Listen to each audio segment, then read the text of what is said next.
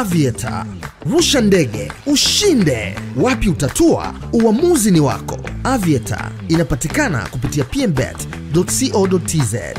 Moja kati ya siku ambayo ilikuwa inasubiriwa sana kwa hamu ni leo tarehe 3 mwezi wa 10 mwaka 2025, ambayo ilipangwa maalum kwa ajili ya kuamua Diddy anaenda jela au anarudi uraiani. Diddy alikamatwa Septemba mwaka jana na kesi ambazo zilikuwa zinamkabili zilikuwa zinasikilizwa akitoka kwenye gereza la Metropolitan. Sasa watu wanajiuliza hukumu ya Diddy itakuwaje? Iko hivi, P Diddy alishinda kesi mbili, moja ni sex trafficking na nyingine ni racketeering conspiracy. Hizi ndio zilikuwa kesi kubwa zaidi ambazo zingepelekea kifungo cha maisha, na kesi ambazo alikutwa na hatia ni transportation to engage in prostitution. Sasa kwa haya mashtaka hukumu yake iko hivi. Kwa upande wa watu wanaoshtaki waliomba afungwe miaka 11 na miezi mitatu, ila upande wa mawakili wa Diddy waliomba afungwe miezi 14, yani miaka miwili tu, lakini uhalisia wa mashtaka